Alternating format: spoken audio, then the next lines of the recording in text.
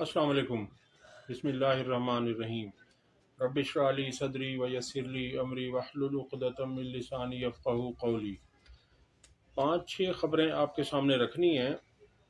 सबसे पहले खबर आपके सामने रखते हैं जज अबुल हसनात ज़ुल्करनैन की। तो आपने सुना होगा कि जिसने इमरान खान को सताया उसने रिक्शा ही चलाया। तो यही मिसाल इस पर सादिक आती है कि ये जो जज साहब हैं इन्होंने जितनी ज़्यादतियाँ इमरान खान साहब के साथ की, मगर अल्लाह अल हक है, अल्लाह ताला हक का साथ देता है। और जो इस तरह के जुल्म ज़्यादती करते हैं वो चाहे किसी भी ओहदे पर हों, अल्लाह ताला उन्हें जलील ज़रूर करता है। अब इनके खबर सामने आ रही है कि इनके खिलाफ इस्लामाबाद हाई कोर्ट की इंतज़ामी कमेटी ने मिसकंडक्ट की कार्रवाई शुरू कर दी है।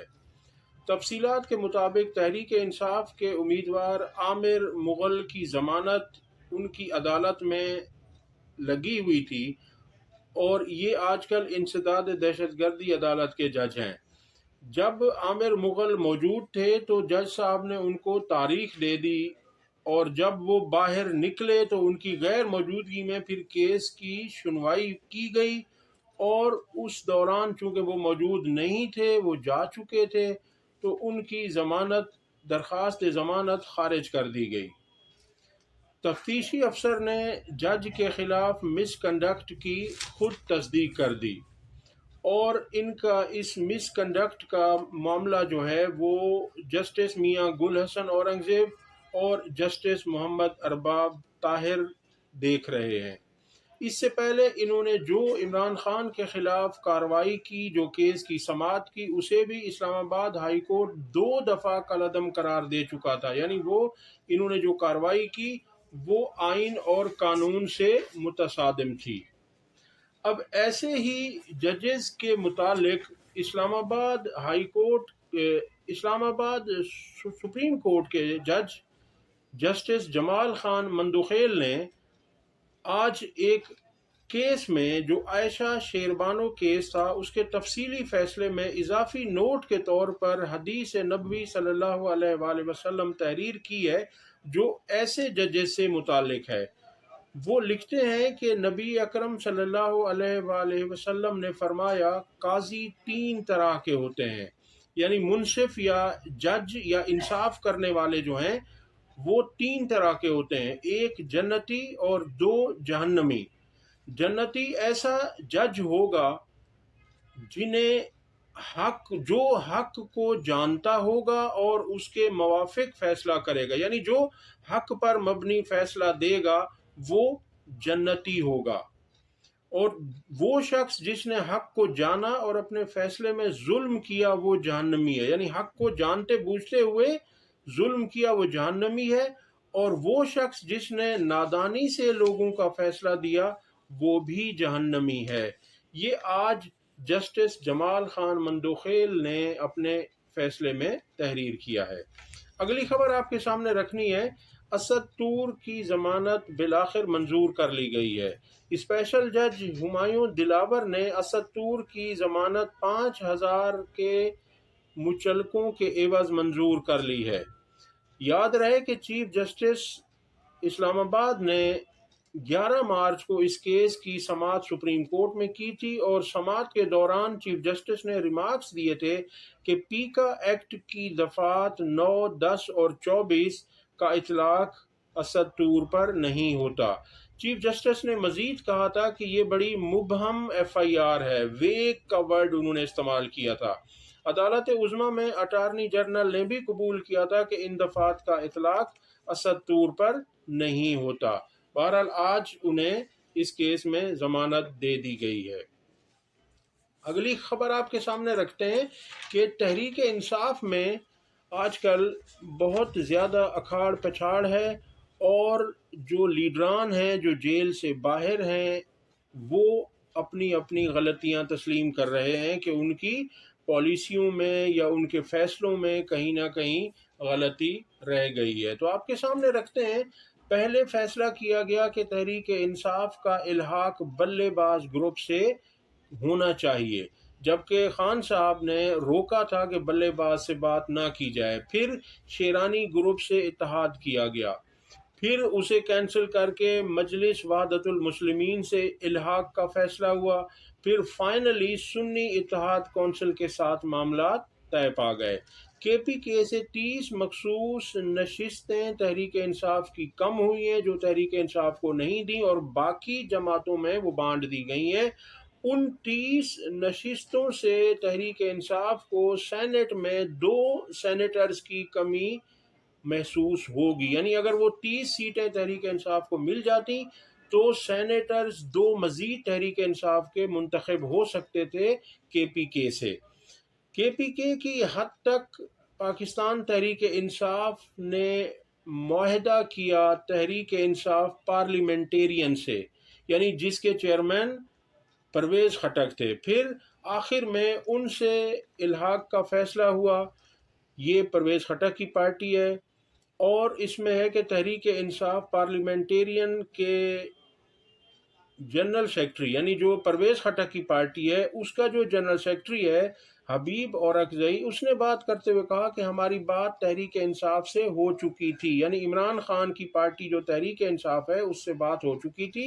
وہ کہتے ہیں 2 معاملات پر تحریک انصاف کے تحفظات تھے یا تحریک انصاف نے 2 شرائط رکھی تھیں، یعنی عمران خان کی تحریک انصاف نے 2 شرائط رکھی تھیں، ان کا کہنا تھا جنہیں ہم نے مان بھی لیا تھا۔ پہلی شرط یہ تھی کہ پرویز خٹک اپنی پارٹی کی چیئرمین شپ سے استعفیٰ دے۔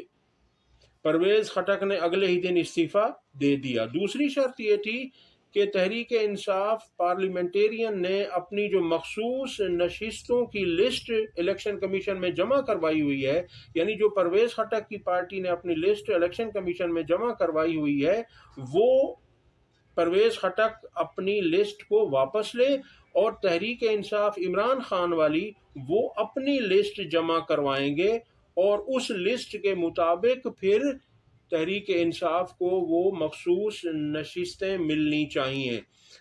ان کا کہنا ہے کہ ہم نے یہ شرط بھی مان لی تھی اور ہم سے کہا گیا کہ اگلے دن 4 بجے ہم عمران خان صاحب سے ملاقات کرنے کے بعد اس پر فیصلہ کریں گے۔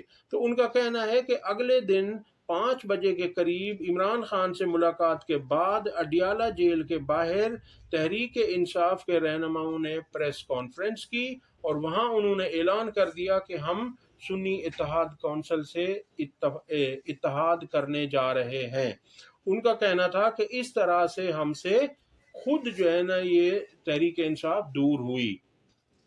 اب کہنے کی بات یہ ہے کہ اگر کسی بھی جماعت کے ساتھ تحریک انصاف الحاق کر لیتی، الیکشن کمیشن نے مخصوص نشستیں تحریک انصاف کو نہیں دینی تھیں، کیونکہ الیکشن کمیشن کوئی نہ کوئی بہانہ ضرور ڈھونڈ لیتا اور اس بہانے کے نتیجے میں وہ تحریک انصاف کو مخصوص نشستیں نہیں دینے والا تھا۔ آپ کے سامنے میں نے پچھلی ویڈیوز میں ذکر کیا کہ 2019 میں تحریک انصاف کے علاوہ ایک جماعت ہے باپ پارٹی، اس باپ پارٹی میں 3 آزاد ایم پی ایز کے پی کے سے شامل ہوئے تھے۔ اب باپ پارٹی کا وجود کے پی کے میں نہیں تھا، مگر وہ جب تینوں شامل ہو گئے تو انہوں نے الیکشن کمیشن سے کہا کہ ہمیں مخصوص نشست ایک خاتون کی دی جائے، تو الیکشن کمیشن نے انہیں وہ ایک مخصوص نشست دی تھی 3 سیٹوں پر، 3 ایم پی ایز پر ایک سیٹ انہیں دی گئی تھی اور انہوں نے اپنی وہ سیٹ لی تھی ایک خاتون کی۔ اب پارٹی لیڈران جو باہر ہیں وہ مان رہے ہیں کہ ہم سے غلطیاں ہوئی ہیں۔ رؤوف حسن، شیر افضل مروت اور بیرسٹر علی ظفر نے اپنی اپنی غلطیاں تسلیم کی کہ ہم سے یہ نہ ہوتا، اگر ہم یہ کر لیتے تو یوں ہو جاتا اور یہ کر لیتے تو اس طرح ہو جاتا۔ بہرحال میرا کہنا یہ ہے، میرا ماننا یہ ہے کہ الیکشن کمیشن نے ان کو مخصوص نشستیں نہیں دینی تھی کیونکہ وہ بغض سے بھرا بیٹھا ہے۔ آپ یاد رکھیے کہ جب تحریک انصاف نے بلے باز میں جانے کا فیصلہ کیا اس کی جماعت میں، تو الیکشن کمیشن نے شام میں ہی ایک نوٹیفیکیشن جاری کر دیا کہ اگر کوئی جماعت کسی دوسری جماعت میں شامل ہوتی ہے، اس کا حصہ بنتی ہے، تو اس کا سب کچھ کینسل کر دیا جائے گا، یعنی انہوں نے پہلے سے یہ تیار کر کے رکھا ہوا تھا۔ اگلی خبر آپ کے سامنے رکھتے ہیں کہ سنی اتحاد کونسل کے چیئرمین صاحبزادہ حامد رضا تحریک انصاف سے کچھ نالاں سے دکھائی دے رہے ہیں۔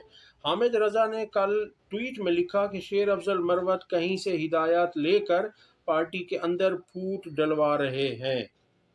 اب اس طرح کا ماحول ہے پارٹی کے اندر کہ ایک دوسرے کی ٹانگیں کھینچی جا رہی ہیں، جبکہ یہ وقت اتحاد کا ہے۔ وہ ہے نا کہ متحد رہے تو قائم، بکھرے تو گرے۔ اس وقت تمام پارٹی کو، تمام لیڈران کو متفق ہو کر اتحاد کے ساتھ اپنی پالیسی کو لے کر چلنا ہے۔ پہلا ان کو کرنا یہ ہے کہ عمران خان صاحب کو رہا کروائیں، اس کے بعد وہ خود تمام معاملات کو دیکھ لیں گے۔ اور اس میں اب حامد رضا صاحب نے پہلے انہوں نے خواہش ظاہر کی تھی اپوزیشن لیڈر بننے کی، مگر انہیں حامی نہیں بھری گئی تحریک انصاف کی طرف سے۔ پھر وہ پارلیمانی لیڈر بننا چاہتے تھے، مگر زین قریشی کو پارلیمانی لیڈر بنا دیا گیا، اس لیے وہ زیادہ ناراض لگتے ہیں۔ گزشتہ روز تحریک انصاف نے اسلاموفوبیا کے موضوع پر سیمینار رکھا تھا اسلام آباد میں، اس میں حامد رضا صاحب نے شرکت کرنی تھی مگر وہ نہیں پہنچے، بطور احتجاج شرکت نہیں کی یا کوئی مصروفیت تھی۔ اگلی خبر آپ کے سامنے رکھتے ہیں کہ کے پی کے سے سینٹ کے لیے فیصل جاوید، عرفان سلیم، خرم ذیشان، مراد سعید، فیض الرحمان اور وقاص اورکزئی کے نام پیش کر دیے گئے ہیں۔ ٹیکنوکریٹ کی سیٹ پر اعظم سواتی، خواتین کی سیٹ پر روبینہ ناز اور حمیدہ شاہد کے نام دیے گئے ہیں۔ اب وہاں کافی تنقید کی جا رہی ہے کہ ٹکٹ تبدیل کیے گئے ہیں۔ شیر افضل پر تنقید ہو رہی ہے کہ انہوں نے 3 نام اپنے دوستوں کے شامل کر دیے ہیں، جبکہ شیر افضل مروت کا کہنا تھا کہ میں نے جو نام دیے ہیں وہ کورنگ کینڈیڈیٹ کے طور پر ہیں۔ کہا جا رہا ہے، ذرائع بتا رہے ہیں کہ عرفان سلیم، خرم ذیشان اور فیض الرحمان کا نام شیر افضل مروت نے شامل کر دیے ہیں، یہ نام لسٹ میں نہیں تھے۔ دوسری طرف نون لیگ نے پنجاب سے طلال چودھری، ناصر بٹ، احد چیمہ، پرویز رشید، اسحاق ڈار اور محمد اورنگزیب کے نام فائنل کر لیے ہیں، جبکہ محسن نقوی پنجاب سے آزاد امیدوار کے طور پر سینٹ الیکشن میں حصہ لیں گے، جنہیں نون لیگ اور پیپلز پارٹی دونوں سپورٹ کریں گے۔ اسی طرح سے فیصل واڈا سندھ سے آزاد امیدوار کے طور پر سینٹ کا الیکشن لڑیں گے اور انہیں بھی نون لیگ اور پیپلز پارٹی سپورٹ کرے گی، یہ ذرائع کا کہنا ہے، اور ان کی سپورٹ جو ہے وہ بہت تگڑی ہے، ان کے پیچھے جو بیک ہے وہ کافی مضبوط لگتی ہے۔ اگلی خبر ہے کہ پیپلز پارٹی نے بلوچستان سے ایمل ولی خان کو سینٹ کا ٹکٹ دیا ہے، جو عوامی نیشنل پارٹی کے سربراہ ہیں۔ یہ عوامی نیشنل پارٹی اور پیپلز پارٹی کے مشترکہ امیدوار ہوں گے۔ جان محمد بلیدی نیشنل پارٹی اور پیپلز پارٹی کے امیدوار ہوں گے۔ میر چنگیز خان جمالی اور سردار عمر گورگیج اور ٹیکنوکریٹ پر بلال مندوخیل، خواتین کی نشست پر عشرت بروئی اور کرن بلوچ۔ کے پی کے سے پیپلز پارٹی نے روبینہ خالد کو نامزد کیا ہے۔ پنجاب سے پیپلز پارٹی نے فائزہ احمد ملک اور اسلام آباد سے رانا محمود الحسن کو پیپلز پارٹی نے سینٹ کا ٹکٹ جاری کیا ہے، جبکہ اسلام آباد سے secretary general Peoples Party Nayyar Bukhari کو نظر انداز کر دیا گیا ہے۔ اور سندھ سے پیپلز پارٹی نے سینٹ کے لیے کاظم شاہ، اشرف جتوئی، مسرور احسن، ندیم بھٹو، سرفراز راجہ، دوست علی جیسر۔ اس مرتبہ پیپلز پارٹی نے رضا ربانی کو سینٹ کا ٹکٹ جاری نہیں کیا۔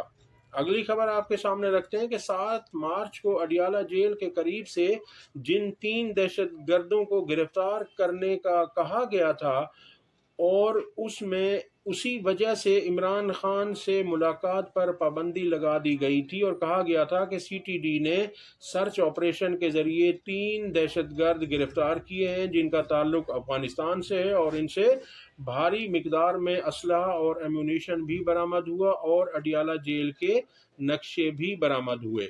اس پر آج شیر افضل مروت نے بات کرتے ہوئے کہا، ان کا کہنا تھا کہ وہ گرفتار دہشت گرد جنوری سے زیر حراست تھے، انہوں نے انٹیلیجنس بیورو کی رپورٹ کا حوالہ دیتے ہوئے بتایا کہ یہ بندے تو جنوری میں گرفتار کیے گئے تھے، پھر وہ 7 مارچ کو اڈیالہ جیل کیسے پہنچ گئے؟